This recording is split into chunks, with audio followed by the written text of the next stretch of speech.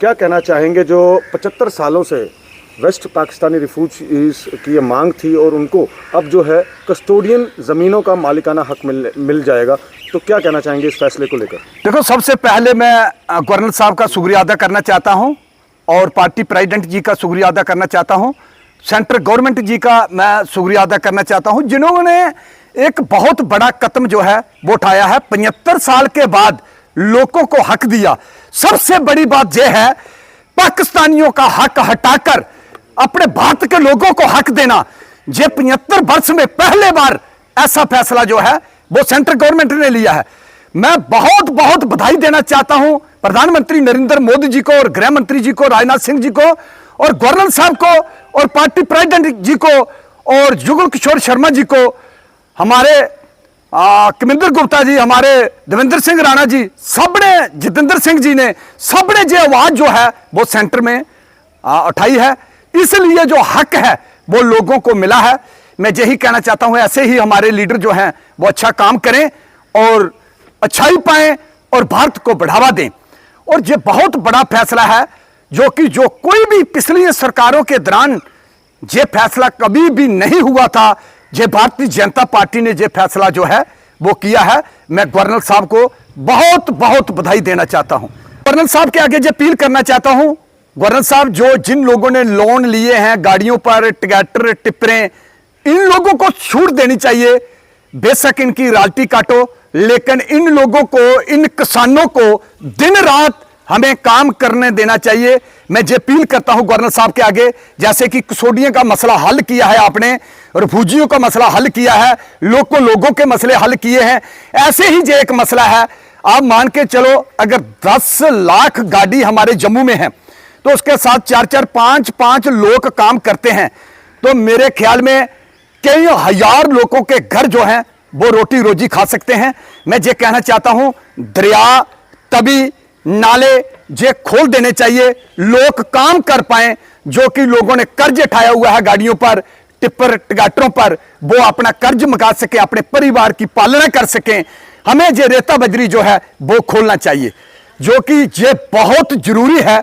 ये एक हजारों लोगों को रोजगार मिल सकता है। मैं ये गवर्नर साहब के आगे अपील करना चाहता हूं। दूसरी अपील मेरी ये है, जो कि लोगों के कोरोना के दौरान जो लोग परेशान थे, बीमारी के साथ लड़ रहे थे, उस दौरान परेशान थे, कोई काम नहीं कर पाए, तो उस दौरान के जो बिजली के बिल हैं वो भी लोगों को माफ करने चाहिए। मैं ये अपने party president Ravindra Rana ji, governor साहब देवेंद्र सिंह राणा, हमारे कमिंदर गुप्ता जी, हमारे जितेंद्र सिंह जी, हमारे जुगल किशोर शर्मा जी, मैं सबके आगे ये अपील करना चाहता हूं, लोगों के बारे में जरूर हमें सोचना चाहिए। जो लोगों की डिमांड है, काफी लोग मेरे पास आते हैं, यही कहते हैं बाबा जी आपने ये बात रखनी है। तो मैं ये अपील करना चाहता हूं गवर्नर साहब, ये बहुत जरूरी है, लोगों के मसले जो हैं वो हल किए जाएं, लोग अपने परिवार को पालन पोषण जो है वो कर सकें। 7 तारीख को चंचल जी एक विपक्षी दलों की बैठक होने जा रही है, जिसमें डॉक्टर फारूक अब्दुल्ला, उमर अब्दुल्ला, महबूबा मुफ्ती और कांग्रेस के भी नेता उसमें शामिल होंगे।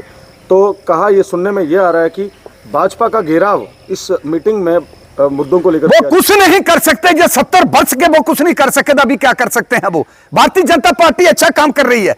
अच्छे काम के लिए भारतीय जनता पार्टी ने एक देश को बढ़ावा दिया है। आपने देखा है, पिछली सरकारों के दौरान उग्रवाद को बढ़ावा मिला, पिछली सरकारों के दौरान मिलीटेंटों को बढ़ावा मिला, पिछली सरकारों के दौरान पत्थरबाजों को बढ़ावा मिला, पिछली सरकारों के दौरान पाकिस्तान की सपोर्ट करते थे, पिछली सरकारों के दौरान लाल चौक में पाकिस्तान का झंडा खड़ा होता था, पिछली सरकारों के दौरान एक भी बैंकर नहीं था, पिछली सरकारों के दौरान एक भी हाईवे नहीं था, पिछली सरकारों के दौरान एक भी एम्स नहीं था, पिछली सरकारों के दौरान एक भी रिंग रोड नहीं था।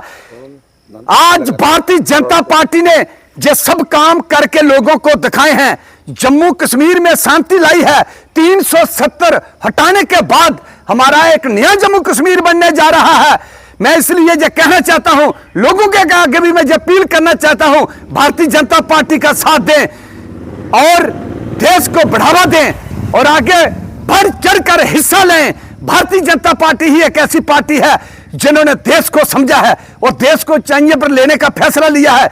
राम मंदिर बना के भारतीय जनता पार्टी ने कानून का सहारा लेते हुए राम मंदिर बना के पूरे भद्द को दिखाया और जम्मू कश्मीर में शांति अमन लाया।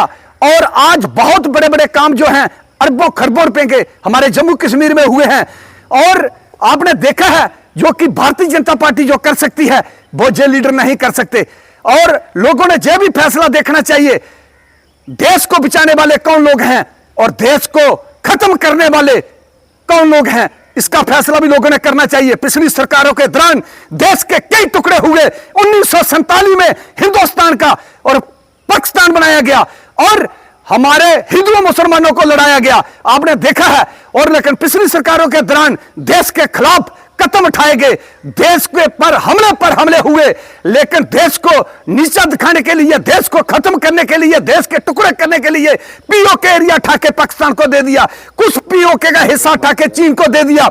आज भारतीय जनता पार्टी पीओके लेने की भी तैयारी कर रही है और लोगों ने साथ देना चाहिए। अटल बिहारी वाजपेयी जी ने कहा था, लीडर आते रहेंगे जाते रहेंगे, हमारा भारत बचना चाहिए, हमारा देश बचना चाहिए। हमारा देश बचेगा तो हम लोग जीवित रहेंगे। पहले हमें देश को बचाना चाहिए और भारतीय जनता पार्टी का साथ देना चाहिए, सरकार का साथ देना चाहिए। हमें ऐसे लोगों का साथ नहीं देना चाहिए जो देश को भड़काने वाले और लड़ाने वाले लोग हों। आज मैंने देखा है जो पिछले 70 वर्ष के जो लोगों ने हमारे भारत के साथ खिलवाड़ किया है, धांधली मचाई है, देश को लूटा है, ऐसे लोगों का कभी साथ नहीं देना चाहिए। जय हिंद, जय भारत, जय माता दी।